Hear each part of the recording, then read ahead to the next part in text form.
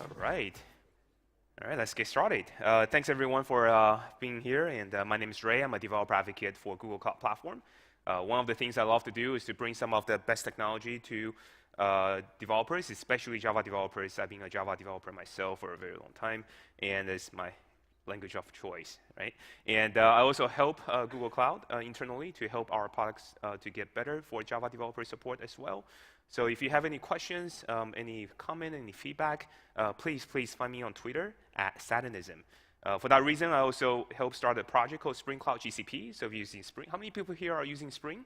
So yeah, just about everyone. Cool. So if you want to check it out, please try it out. And all of the slides, information, sample code, and stuff, they're all on my site, satanism.me. So if you go there later, you can find more information in case something is going to go by a little fast today because we only have 40 minutes, okay? So without further ado, thanks again for having me back at JavaLand. It's a pleasure to be here. Now, how many people here are using Kubernetes? Everyone, wow, that's awesome. That's cool. I had the pleasure of being able to introduce Kubernetes here at JavaLand a couple years ago, and it was really cool. I mean, Kubernetes is a great technology. It was probably the best thing that anybody has seen in years, and now we are seeing a lot of people using it, consuming it, because it does help solve many of the problems that people used to run into on a day-to-day basis. But now, after that, everybody started using it, right? We're starting to discover, like, wait a second, right? Containers is great. We love containers. We can orchestrate it in Kubernetes very easily. But as a developer, we still have to go through many of the manual steps in terms of, well, not writing the code, of course, but we have to figure out how to turn that into a Docker container image. And I have a full one-session talk on that, right? Just how to build a proper image. So it's not as easy as it can be. And we have to push the image to a registry or repository. And now we're into the Kubernetes lane where we need to write YAML files, a lot of YAML files, to say how I'm going to deploy this. And now I need to expose this onto the public internet. Do I need to use a network load balancer? Do I need to use a HTTP load balancer? Do I need a service? Do I need an ingress? Well, we have to make those decisions. And then we have to scale them out. You either manually scale out your workload, which is super easy to do, but now we're in this world where it's so easy, we need to think about, well, how do I automate it? So how do I automatically scale? And now we have to deal with some native Kubernetes construct, like horizontal auto-scaling and stuff like that. And then in the microservices world, we have to deal with metrics and trace and monitoring, and the list kind of adds on, right? But as developers, what we really want to do is hopefully we have a platform that we can just write code and deploy. And the platform should be able to take care of a lot of these tasks and a lot of these constructs and apply the best practices to it the best it can. And so we can focus on writing the software that makes a difference, that has business value, and just deploy that into a production environment that's ready to roll very quickly. And this is essentially what Knative is striving to be. In Knative, there are many different ways that people used to code this. I'm just going to go through a few. Some people call it native. Some people call it Knative. And officially, I think it is called Knative. Why? Because it basically means Kubernetes native, right? So it's building some building blocks that was designed to run serverless workload on top of Kubernetes with Kubernetes native constructs. And when I say serverless workload, I do not mean that there are no servers behind the scenes. Obviously, there's a Kubernetes server behind the scenes, right? But when I say serverless workload, I mean workload that can be scaled out elastically onto many instances automatically, and potentially scale in down to 0 instances when nobody's using it, so you can free up resources. And to me, one of the instantiation of this workload will be like a function service, right? A function is really just a very tiny granular serverless workload. But you can also run a Spring application or like Quarkus application or some other kind of application that can scale down to 0. Google has been doing this for a long time now, like with things like App Engine, we can always scale down your workload down to 0. Knative is the building blocks to build this type of applications on top of Kubernetes. And the way that this is being done is to collapse some of these complexities that we saw earlier onto higher level abstractions, just like Kubernetes has done for the infrastructure. So we're moving up the level of abstractions, from the infrastructure level to Kubernetes, and from there we have more abstractions on top of that, which are designed to serve your application, designed to understand how to build your application, and potentially responding to events and how the events can be channeled together, can be tied up together through the higher level application patterns. And that is what Knative is able to do by giving you these primitives that you can use. And the beauty of it is that because everything is built on top of Kubernetes, you can design and run your app at the highest level if you want to. But if you ever need to customize, you can drop down the levels into the Kubernetes levels as well. So from a Knative point of view, you can write your application and still consume everything that you have within the Kubernetes environment, which is super, super powerful. It is an open source project, and it's being done by Google and many of the other partners contributing to it. And it's something that's relatively new. The latest version of Knative just came out recently, which is 0.4. So needless to say, it is not yet production ready. Okay, it's something new, and something that you should definitely take a look at and give it a try. Okay, and how does that work behind the scenes? Before I jump into the demo, one of the most important things to understand Knative is to understand how Kubernetes work and the abstractions that we can build on top of it. So at the bottom layer, we have Kubernetes. To take care of some of the routing and load balancing related issues and having monitoring and metrics and distributed tracing, in Knative world, we have a service mesh that's also installed by default. By default, it is Istio. So by doing this, anything that you deploy into a Knative environment will have a service mesh functionality built in. And we hide this behind the scenes for you, so you don't really have to know or use Istio, but we will use Istio functionalities to give you load balancing, to give you metrics, to give you distributed tracing, for that matter. And then on top of that, this is where we give you the primitives that you can use to define your app, which is build and serve and events. And on top of that, this is where function providers, people who are actually building function frameworks, can really package their specialties and use the Knative stack underneath. So if you think about something like Spring and Pivotal, they have a project called Riff.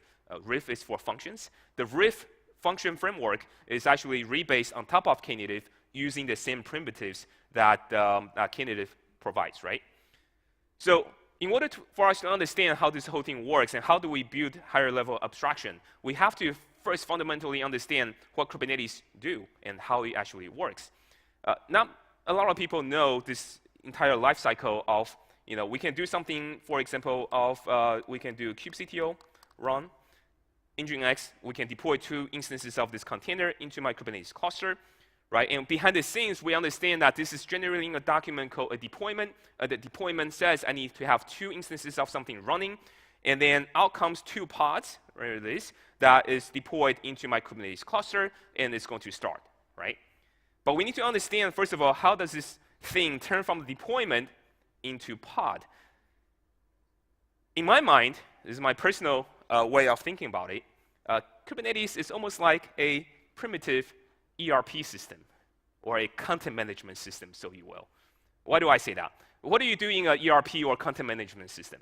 If you need to order a few servers for your company, what do? You go to the system, you say, I need to procure 2 computers with certain spec. And then that document is stored in this CMS or ERP. And then a physical person somewhere is going to get a notification about, hey, I have this new request, I need to respond to it. This physical person is going to go ahead and maybe make a procurement order, make another request, go to legal, whatever, blah, blah, blah. There's a lot of other documents that get generated. And finally, the server gets into the warehouse. The person go ahead and update the document back. Very similarly, in Kubernetes, every time that we create a deployment, we are creating a document, a YAML file, that gets translated into an object that gets stored in the Kubernetes internal storage, which in this case will be etcd. So when I'm saying that I need a deployment with 2 instances of Nginx, the first thing it does is to store this document into Kubernetes. And then the controller, so rather than a human being responding to it, a program gets notified. This is running in a loop. It's going to reconcile and getting these events and seeing what is new and what's been changed, right? And the deployment controller is going to say, oh, I have a new deployment. What should I do? What can I do here?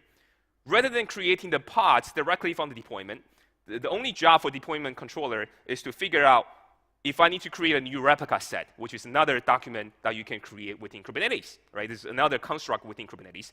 And so deployment manager is going to create a replica set document that says, for this particular instance of deployment, I need one replica set with 2 replicas. And then what happens? Another controller gets triggered. And this is the replication controller, and its only job is to say, I have a replica set, how many pods do I need? Okay? And then it's going to say, oh, here's the new replica set coming in. I need 2 replicas. Do I have 2 pods? I do not have 2 pods. And so it's going to go ahead and create a 2-pod document. At this very moment, it is still only a document. Nothing gets instantiated at this very moment. It's just a document that gets stored. And this document will just have the information about the pod and what is going to be running there, but it does not schedule to any node, because that is the job for the scheduler. So again, the scheduler, another controller, gets notified for this new change. And then the scheduler is going to figure out with heuristic about where to deploy this particular pod, and it's going to write it back to the doc, to the resource, and say, what node should I be deploying this onto? And then finally, on every node within Kubernetes, we have something called the kubelet. It's another controller that's listening to what pods should be running on my node. So my kubelet on node 1 is only going to care about the pod that has the node name called node 1. And it's going to say, oh, I need to run this one instance on node 1. And so I'm going to start it, and I'm going to write it back into the document with the status about whether the container started or not, right? This is essentially how we go from deployment all the way triggering down the new generation of documents and then pushing it into the actual running state and then updating the status back, okay? So we go from deployment to replica set to pod. Now, the beauty here is that you can actually build higher level abstractions by creating your own resources by using CRDs. And you can define new types of document, new ways of validating it, and you can write your own controllers to take advantage of this so that you can build higher level abstractions. This is exactly what Knative has done. This is what many of the Kubernetes operators are doing. This is what Istio is doing. They're just building on top of the platform by using Kubernetes native ways, which is by using a CRD and a controller, okay? So the first thing that Knative can do is to serve your application, of course.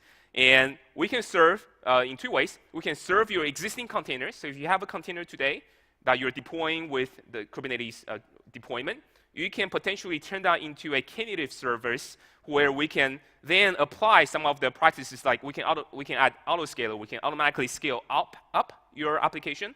We can also scale down your app down to 0 instances when no one's using it.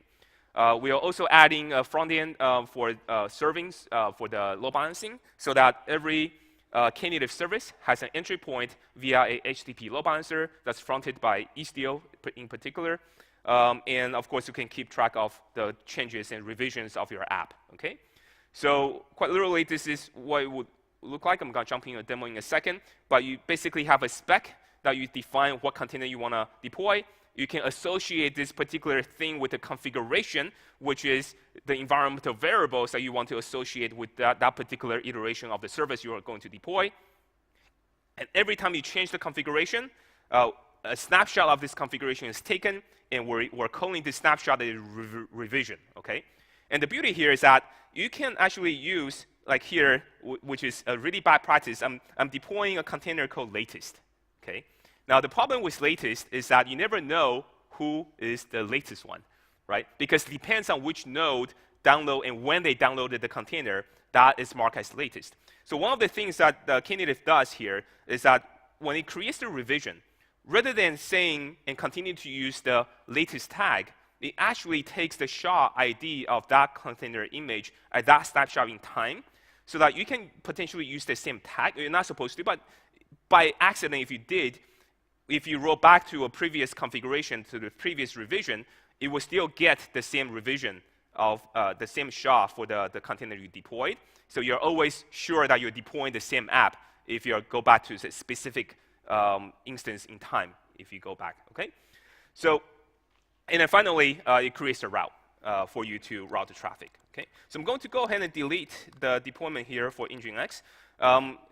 I'm just going to show you very quickly how you can deploy something into in a Knative way, deploying a simple application here. Okay, so I got rid of the Nginx stuff. I'm going to show you YAML. Now, of course, these are primitives. These are things that other people can use by building more CLIs, more graphical interfaces on top of, but these are the primitives that you can use. And this primitive is called service. Okay, and the service is a Knative service. It is not a Kubernetes service. It's not a Istio service. It's a Knative service. The only way you can differentiate it is by checking out the API version. So be careful with that. So you need to make sure that this is a Knative service. Like everything else in Kubernetes, you have the name. So this Knative service has a name. And then we have the block for configuration. Okay, so within the configuration, we have the template for a specific revision. And within this template, we have the name of the image we want to deploy and the configuration we want to associate with it, right? So for example, here I can say hello. And I can just go ahead and apply this. Apply.yaml. Oh, sorry. Apply app.yaml, like that. And what this will do is to create a Knative service, which will then trickle down through some of the controllers that it has, setting up all the routing for you, setting up the auto-scaling for you, setting up something that can help you scale out your application down to 0 for you. And then out comes the pod. This is the pod. Okay. So it is serving now, but rather than having to deal with more service YAMLs and stuff like that, what I can do is to just simply get the route for my greeting service, and I can actually see potentially a domain name that I can use to access the application. Now, by default, this is going to be, it will give you like an internal domain name here, which is not accessible on the public internet, unless if you know how to. But here, I configured my Knative cluster so that I have a publicly accessible domain name by using XIP. And you can also see that this is fully qualified in the domain, in the host name here. We have the name of the service and also the namespace that it's in. And I should be able to go here right now, and I should be able to do a curl, right, to that particular endpoint. Oh, let me do the -w and n or something like that. Yeah, there we go.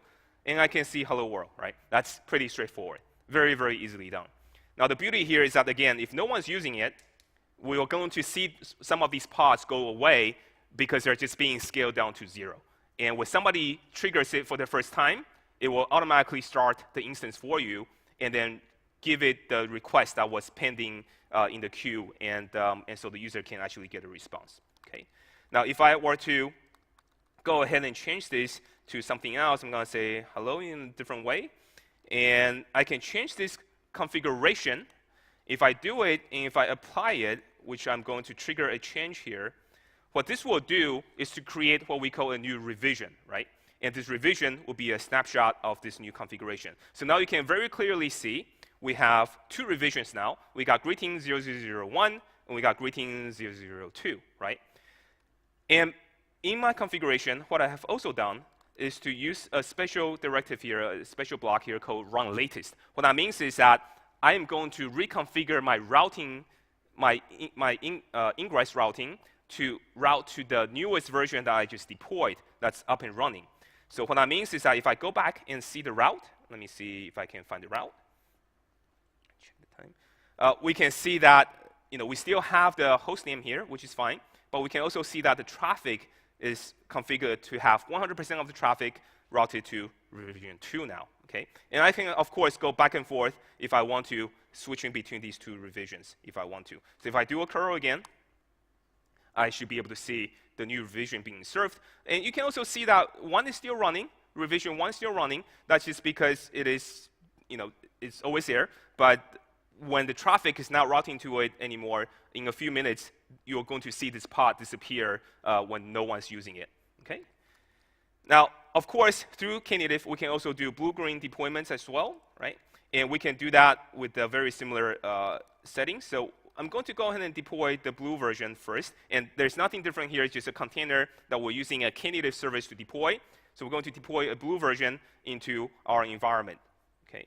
And with the blue version deployed, it's up and running pretty quickly. We know that the service name is, this host name is kind of stable. So we should be able to go to blue-green, name of the Knative service, .default, which is the namespace, and then the domain name trailing it. And we should be able to see this app up and running as well, right? So we can go to the browser, with the browser right here. And we can see we have the blue version deployed right now. To do something like a canary deployment within Knative, you can do it 2 ways. One of the ways is by continuing to update your Knative service. And rather than using run latest, which is what I used previously, you can just do a release. And then you can say which revision you want to continue to use. And for the new release, how much percentage do you want to route traffic to? So I'm going to go ahead and deploy another version of my app, which is going to be green. All right, it's the green version of my app. And I just wanted to deploy it. I may want to test it a little bit before I start to route traffic to it. Okay? So I'm going to use this release construct. I'm going to go ahead and apply my deploy green.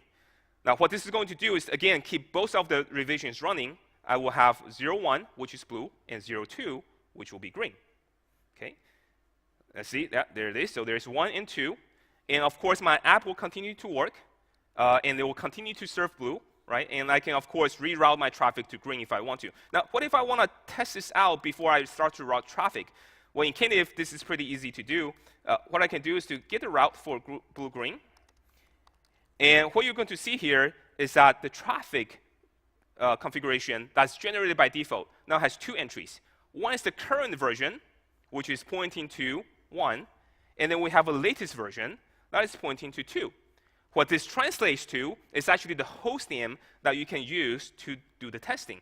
So on the top here, if I go to latest.bluegreen, it will go through my ingress, my HTTP load balancer, which is Istio, and it's going to say the latest version needs to go to the 002, I think.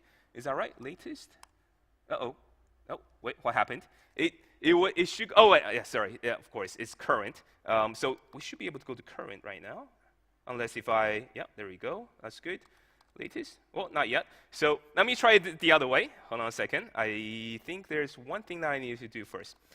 Right, so let me go ahead and do the half and half first. Right, so half and half here means that I have 2 releases. I got 1 and 2. And here, again, I can have the rollout percent to set to 0. Just imagine it's 0, or in this case, 50-50, okay? So what I'm going to do is to go ahead and deploy this, trying this out, 3 half-half. And now, hopefully, I should be able to see this routing traffic again. And in this case, yeah, so we have something called the candidate. So I should be able to go to the candidate version. Whew, okay, yeah, that's the one. So I should be able to go to the candidate version. So if you didn't ramp up your traffic, you can go to the candidate version to see if the candidate is still working. And you can also see the current version to see if that's working, of course. And finally, for some user that's just going to the default URL, the regular traffic percentage rule will be applied. So in this case, we can have 50-50. What that means is that it's half and half. So sometimes I'm going to get blue, and sometimes I'm going to get green. Okay, so it's pretty straightforward and easy to use. At this, at no point do you actually deal with the underlying primitives of pods or deployments or stuff like that. Now, what happens behind the scenes, though, is from a Knative service, we define the configuration. It created the revision. It also created the route. That's just how Kubernetes works. We're creating these documents. And the revision actually then creates the deployment and the Kubernetes service for you automatically behind the scenes. And of course, we know that deployments will create a replica set. Replica set creates the pod. And that is how you get from a Knative service down to the actual running pod. Similarly, for route, even though we created a route for you, behind the scenes, the controller also created the Istio service for you that you don't really usually need to deal with, but that it's really good to know that it's there. Okay? And finally, one of the really, really cool things of all of these is that not only can you take a container and deploy it, you can also you can give Knative a source code repository URL, and it will kick off a build pipeline for you to build your application and turning that into a container for you as well. And that is what we call the Kubernetes build primitives, and we're using the build template, okay? So there are many, many different build templates you can use. A build template is really just a sequence of steps that you need to use to build your application. So for example, if you're building something from a Docker file, there's a build template called Canonical. And the build template like this one simply has one step. So in this case, you have a build template. You have some parameters. You can say which Docker file to use, right, for this particular build template. And then you can have steps, like step 1, step 2, step 3, in terms of how you want to build your application. So with the canonical build template, you can give it any Docker file, and we can run the Docker file and make that into a container image and push it to the registry. For like Java applications, there are other build templates you can use, right? So you can write your own build templates if you want to. There's like Builda and Bazel and BuildKit. One of my favorite one, there are two my favorite one actually. One of them is called Jib. So Jib is the Java image builder. It's a little plugin that Google created that's really, really nice. You can add it to your Maven application or Gradle build, and we can turn any Java application into a container image without even using Docker, right? So we can use Jib or Maven in Maven or Gradle to push containers directly into a registry and build it for your Java application.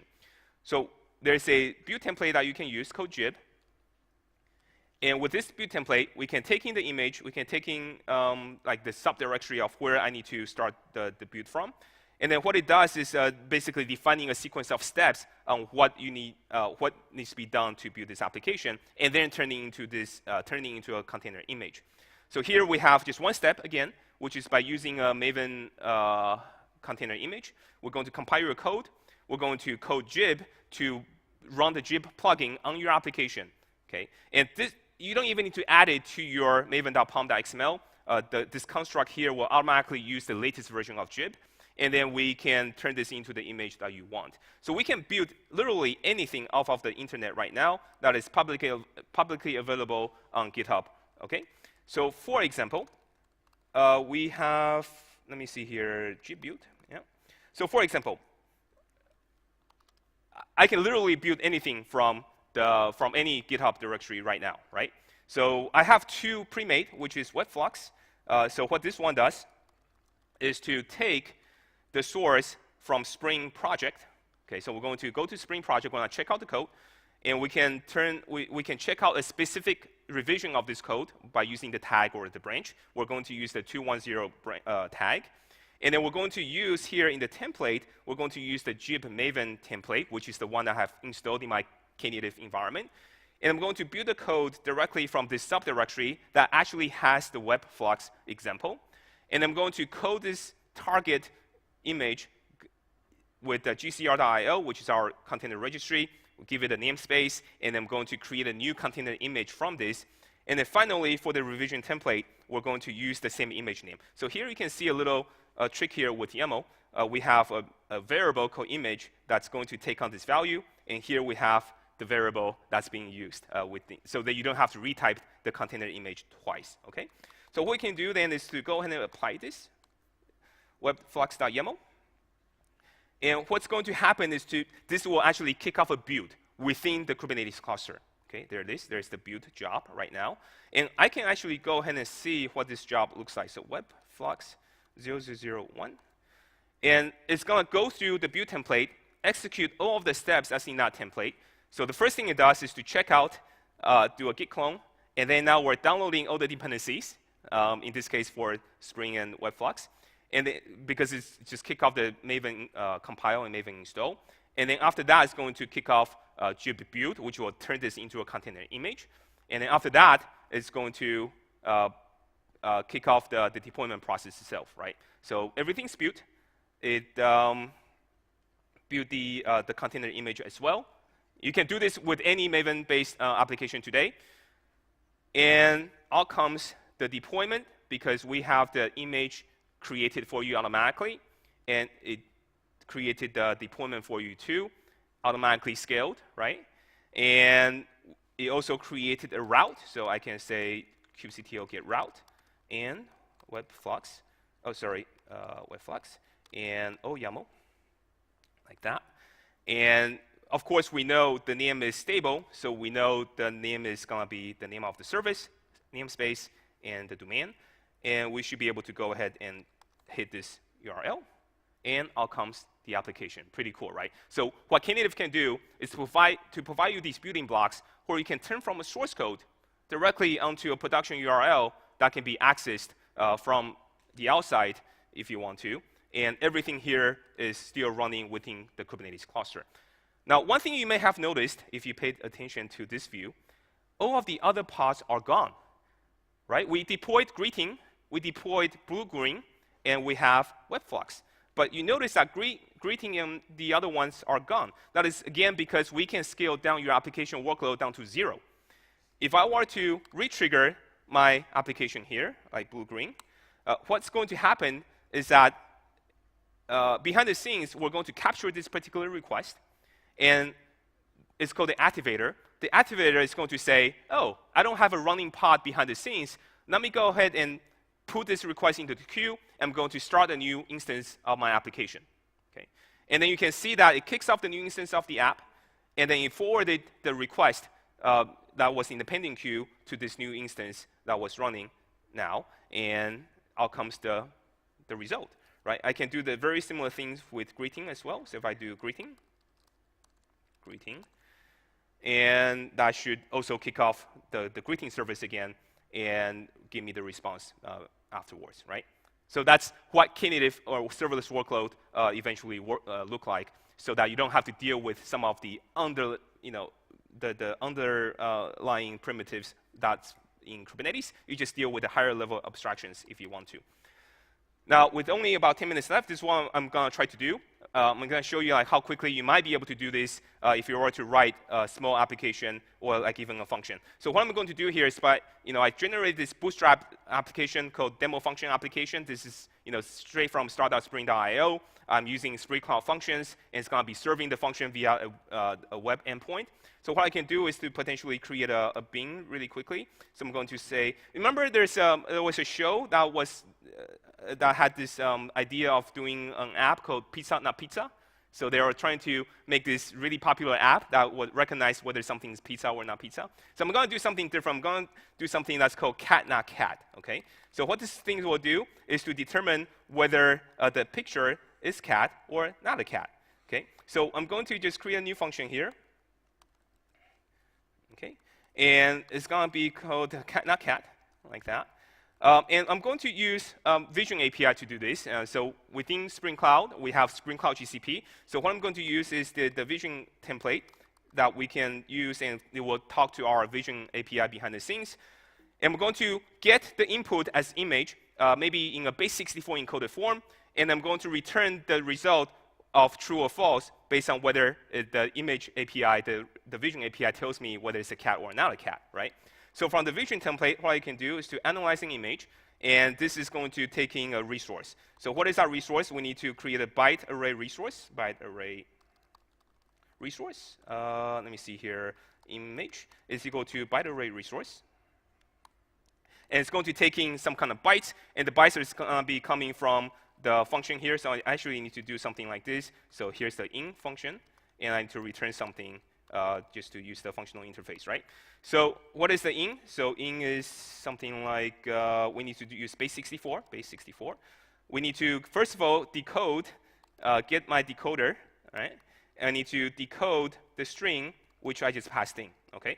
And with this new byte array resource, I'm going to pass it in. I'm going to very quickly decide what type of things I want to detect. And one of the things you can detect is label. Basically, our API can tell you what is in this picture. Okay, so I'm going to give that a try. And this is going to give me the response. And from the response, this is going to be pretty tough here with 10 minutes, but we'll see if this works out. So here's the response, also with my iPhone here. So with the response, I'm going to get the label annotation list. I'm going to stream it, and I'm going to use any match. So we need to see if any of the responses is a cat, right? So for example, here I can do entity. And I can say if the entity get description equals ignore case. So basically, if the description is a cat, it must be a cat, right? And however, we need to also take a look at the score. So I'm going to say entity.getScore is with greater than 90% of certainty. Okay, that is a cat, and it must be a cat. And I'm going to go ahead and return this, right? So basically, I have a small function that will take in a base64 encoded image.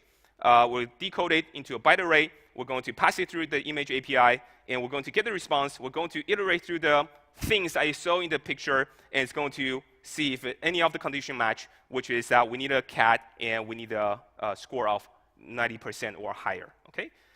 And that should just work, I hope. And who thinks this will just work? Wow, nobody, yeah. Neither do I don't know if it's going to work. So we're going to find out. So here we have demo function. Now, I can, of course, build this. You know what? I'm going to do this. I'm going to go do GitHub. What I'm going to do is to push this into GitHub right now. There we go. So I'm going to remove. Let me do this again. GitHub. So hopefully, yep. So here we can add a new repository. No, yeah. Create a repository. There we go. And ignore the Java one is very important. Yeah. So I'm gonna add this Apache license, right? So I'm gonna create a repository. Whew. Not so much time left. I'm going to push this repository into demo function JavaLand. And one mistake I made before was to have this as a private thing, which then my Knative cluster cannot get to because I didn't have the credential. So I'm going to make sure this is public. Okay, so I'm going to push this code into the registry. Okay, something like that. So it's hopefully committed and pushing everything else. Let me just make sure this is the case. Status, and yeah, good. So on my GitHub, I should have what is it? Cat dash JavaLand. I should have this thing. No? Oh, what happened? Did it not push? Oh, was it demo function? Okay. Oh, good. Whew. No? What happened? Let me see here. What was it because of my typo somewhere? Oh, demo function. Yeah, this is the one. All right, good. So now I can take this URL, and of course I can go to my demo here. I can copy and make one of these build. I'm going to copy the cat one. So cat to demo function.yaml. I have a backup just in case, right? So and here I can probably go ahead and find the source, and I can go ahead and change this out to the thing I just created. I'm going to go ahead and apply it, demo function. And of course, it's going to kick off the build. I'm using the zip template in this case. And the build should take place very quickly now. And I can go ahead and see the log, 0001. And hopefully, we're going to see this thing build really quickly. Now, the thing about the zip template is also that it can cache your Maven artifacts as well.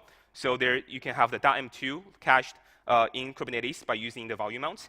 I didn't do that, so that's why this is downloading the world again. But, oh, okay, I think this might actually work. I'm not 100%, but we're going to find out pretty soon. Yeah. We're going to find out pretty soon. I'm leaving on the edge. I have only 3 minutes left, so we're going to find out. All right, so fortunately, I do have a cat picture pre-found. Yeah, so there's the cat picture. It's cute. So what I'm going to do is I'm going to cat the cat. No pun intended. I'm going to base64 encode it. Holy crap. I'm going to do a curl expost. I'm going to make the content type this text plain because it is, it is base64. I'm going to do the data coming from standard input, and I'm going to post it into the route. Yes, the route. So I need to get the route for cat not cat, right? And YAML. Now, one thing that you should know is that this demo never worked for me. So I always make a mistake somewhere. And it is a cat. Wait. Let me do this again. I can't believe this. So thank you. Now wait a second. It could be fake because I could be returning true every single time. So for that reason, I'm gonna close it out with a dog. I took the photo of this dog myself. I forgot where, but I did. So let me go ahead and make this not a cat picture, but a dog picture. And ideally, this should tell me it's false, right? Thank you.